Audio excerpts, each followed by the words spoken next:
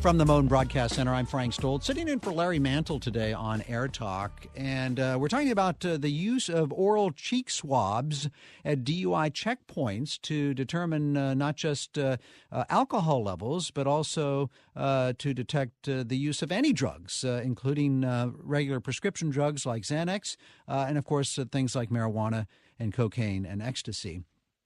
And we had a question from somebody in Pasadena. Carrie from Pasadena called in. Carrie, thanks for joining us on KPCC. Yeah, thank you. I want to ask about, and I'm disappointed the police officer didn't bring this up, what are the written guidelines for something that is ripe for abuse, and that is what happens in regards to DNA test? Do the samples, are they kept for a certain period of time? Are they kept different durations for someone convicted of a crime versus someone who is not? And what's to keep them from keeping those permanently or at any point DNA testing them? Great question. Thanks for calling. Commander Smith of the LAPD, what do you do with these cheek swabs? Well, the one in the field we end up sending one in the field back to the lab where it's held on to until the prosecution is over. But I think I should reassure people there is no DNA testing of any kind that's done on these. The only way someone in one of these cases would have a DNA swab done, which is a whole different procedure, is if they get arrested for a felony. For instance, we see a guy, he's driving impaired, we go through everything, and when we impound his car, we find methamphetamine, cocaine, something along those lines. He'd be arrested for that felony, then he'd be subject to a DNA test. But this has nothing to do with DNA testing. Tony Stein is president and technical director of Safety Research Associates based in La Cañada, which does research on driving under the influence of pot and alcohol, among other things. Tony, thanks for coming in today. I'm happy to. What do you think of these cheek swabs? One of the problems that we've had with driving under the influence is the idea that you can be arrested if you are driving and your driving is impaired. But in the past, the only way to determine whether or not it's not if you find it's not alcohol, then the question is, what drug is it? And the only way to have found out is to do a blood test. This is a lot quicker and it's a lot easier. The research has shown that it's accurate. The cutoff levels for the drugs are at appropriate levels.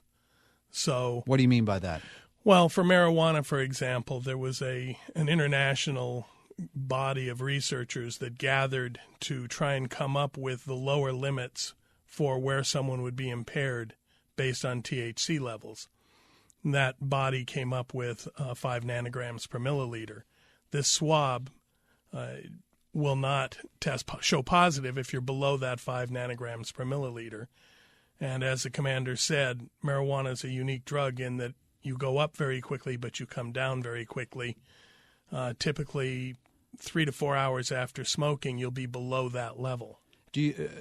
Are there similar numbers for cocaine and ecstasy and even things like Xanax? No, there aren't. Well, one of the problems with particularly prescription drugs, if it's being used therapeutically, it isn't necessarily going to impair you. So if you're using it because you need it, it's fixing a problem, you're not impaired.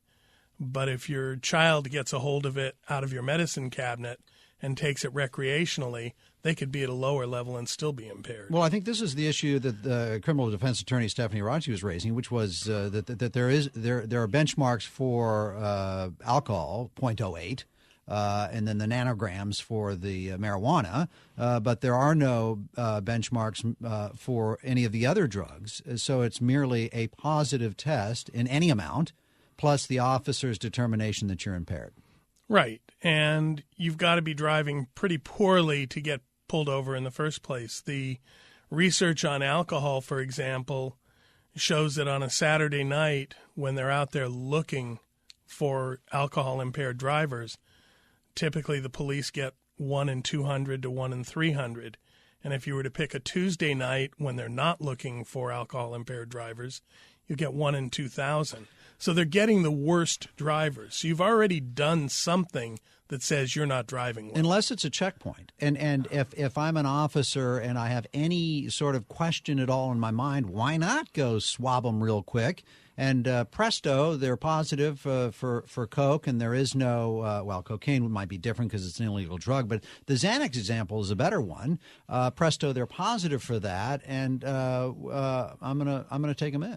And I am not familiar with what LAPD or other police departments do in terms of determining who they're going to test and not test. Well, I guess what I'm getting at is this whole question of as technology and the use of technology expands, we're able to do things we were never able to do before. This is going to result in more arrests because you'll get officers, it would seem, who want to err on the side, of being conservative, and now you've got a test to prove it. When, in another case, before you might have said, well, they're not, I think we're okay here. Commander Smith, you want to address that? Yeah, just for clarification, at our DUI checkpoints, where we're out there looking for drunk drivers, our arrest rate is about 1 in 100, and about 30% of the people we arrest are under the influence of narcotics or a combination of narcotics and alcohol. About 70% are alcohol alone. And again, this test is done at the very end of everything else, after our officers have determined, based on objective symptoms, based on their failure or their performance in a field sobriety test, based on horizontal gaze, nystagmus, and all those other issues, that we believe the person is under the influence of something, and then we do this test at the very end after they're under arrest. It just seems to me like inevitably there are going to be more arrests, and some of them may not be good arrests. Well, in the end of the day, we'll be able to tell if they're good arrests by the blood results that come back. But if there's no standard, if there's no number except for alcohol and marijuana, then a mere positive is going to get you locked up. Stephanie Arrache, criminal defense attorney, what do you think? I mean, I'm not making my point perhaps very eloquently. Maybe you can make it better. Well, there's one thing I actually want to correct. You said there's a benchmark for marijuana. That also is not scientifically accepted. There is no level. There's one that has been suggested with the 5 nanograms, but that is not scientifically accepted. So even, what do you mean scientifically accepted?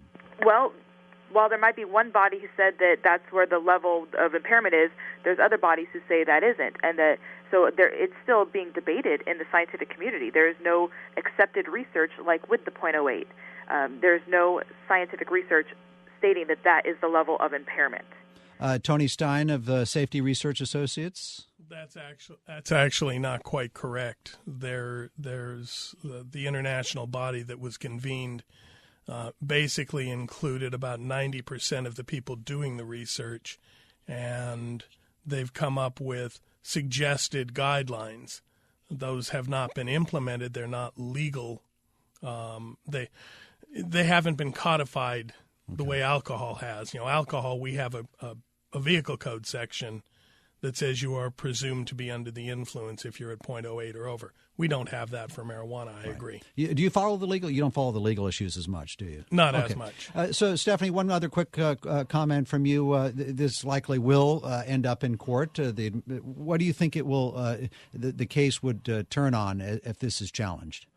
On what question? Well, it's going to come down to there's going to be the consent. There's going to be the driving issue, whether the person was seen driving and how their driving was. It's going to come down to whether the symptoms observed were actual subjective or if they were more objective.